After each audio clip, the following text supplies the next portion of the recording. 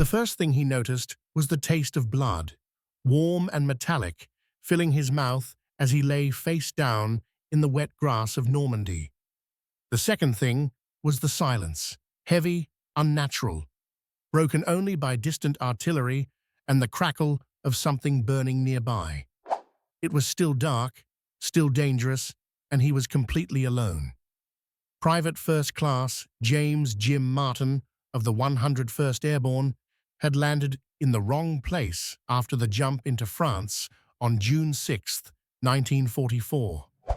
His parachute drop was chaos. Flak ripped open the night sky, the aircraft shook hard, and the fields below flashed with gunfire. When he hit the ground, it wasn't a clean landing. It was a violent crash into a hedgerow bank. If you enjoyed the video, don't forget to like, comment, and subscribe for more content. And when he reached up to his face, he realized one of his eyes was gone.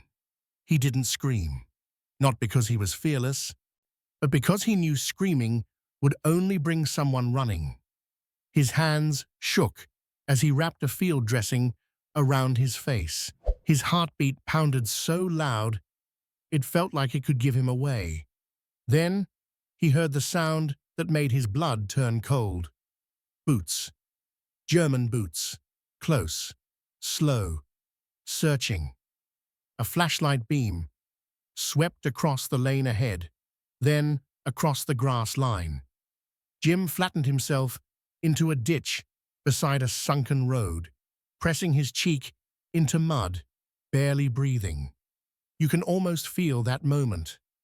The air so tight, it hurts your lungs, your body begging you to move, but you can't. The beam passed over his sleeve and paused just a fraction too long. Then the light moved on. The boots walked away, and Jim stayed still until he was sure they were gone. As the sky turned gray on the morning of June 7th, Jim forced himself up. Oh, his depth vision was ruined. Everything looked wrong. Too close, too far, too flat. But his rifle still worked, and he still had ammunition. That meant he could still fight. He moved low, using hedgerows as walls and ditches as cover, stepping carefully through Normandy's tight, green maze. He wasn't sure where he was. All he knew was that somewhere ahead, the Germans were holding key roads that the Americans needed. Normandy wasn't just fields and villages. It was a puzzle, and if you didn't control the right pieces, the whole invasion could stall.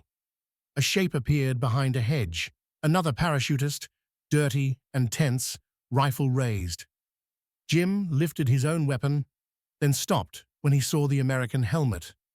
The man stared at Jim's bloody bandage and swallowed. "You're hit bad," he whispered. Jim's reply was simple. "Still shoot." Within minutes, 2 more paratroopers emerged, then 3, scattered men from different units, drawn together by the same instinct: find Americans, move forward, hit the enemy first. Their leader, a staff sergeant named Walter Green, pulled a damp map from his jacket and pointed toward the roads leading to Carentan. That town mattered. It sat between Utah and Omaha Beach, and if the Germans held it, the American forces could stay split. Supplies would slow. Reinforcements would choke. The entire front could become unstable. Green's voice stayed calm, but urgent. A small town ahead controls the approach. The Germans are dug in. We punch a hole, we help the push. By afternoon, they reached the edge of the town. Stone buildings, narrow streets, a church tower rising above the rooftops, smoke drifting like low clouds. And then the sound that confirmed their worst fear, an MG-42 machine gun firing in sharp, brutal bursts. It wasn't random shooting. It was controlled, confident.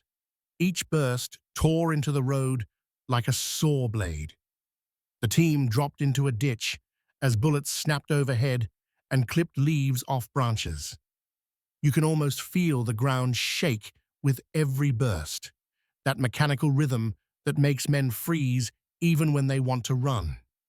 Green lifted his head for one quick look, then dropped down again. "We can't take the main road," he said. "We flank it. Hit the gun from the side." They split into two groups. Green took the left, slipping behind gardens and stone walls to draw attention. Jim went right with four others, crawling through a muddy drainage ditch, cold water soaked into their sleeves. Their fingers were numb, their bodies low and slow. Out above them, the MG-42 kept firing, hammering the Americans, trying to approach from the front. But that noise was also their cover. It hid their movements. It distracted the Germans. Jim's one good eye watched every window, every doorway. A town like this could kill you from any direction. They reached a courtyard behind a barn, then edged forward into a narrow alley. Ahead left, they finally saw the machine gun nest. A stone house with a shattered window, sandbags stacked inside. The muzzle flashed again and again, burning white in the shadow. The gun wasn't just defending the town, it was controlling it. If that gun stayed alive, nobody could move. Jim didn't wait for someone else to act.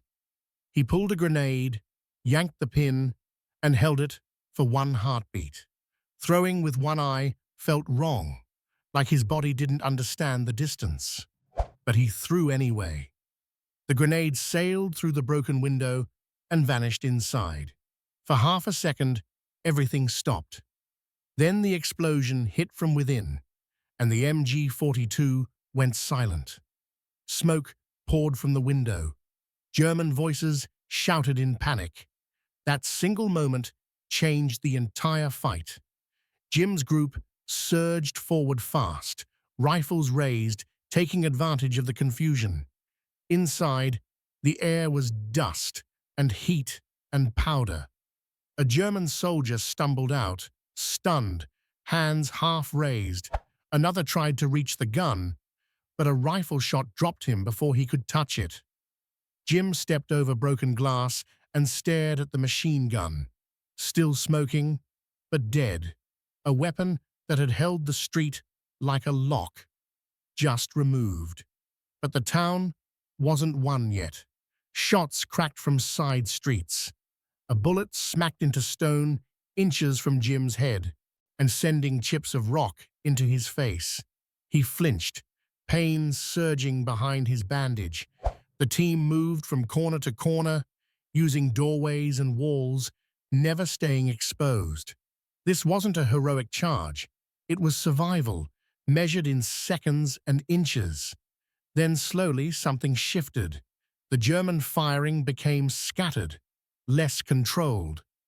Men were shouting commands that sounded rushed, and from behind them, the sound of more American rifles grew louder.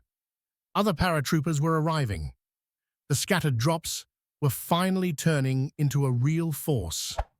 By late night, rain began to fall. Fires flickered in broken carts and smashed wood piles. The streets glistened with puddles and shell fragments.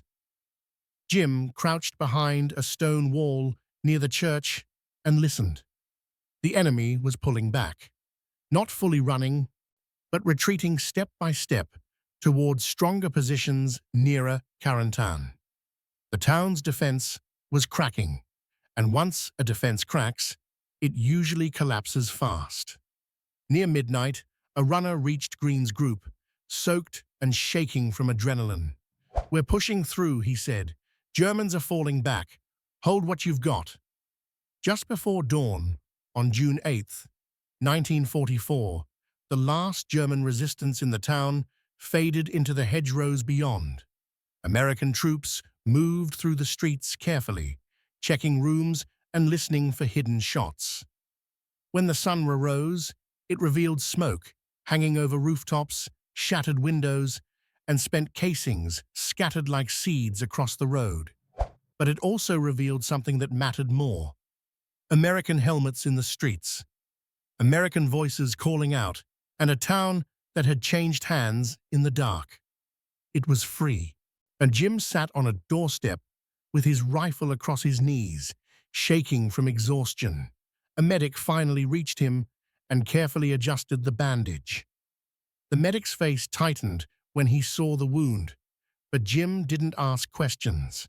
He didn't need answers in that moment. He watched the crossroads, the church tower, the streets that had been a trap just hours before. One eye was gone. A part of him was gone, but he was still there, still breathing, still holding his position in a town that was now in American hands. Normandy was full of famous names and large battles, but it was also built on moments like this, small groups of lost men turning into a fighting force, wounded soldiers refusing to stop, one grenade thrown at exactly the right time. In the dark, the Germans had left him broken and bleeding, expecting he wouldn't last the night. But by morning, a town was free, the road forward was opened, and a young paratrooper with one eye had helped push history one step closer to victory. If you enjoyed the video, don't forget to like, comment and subscribe for more content.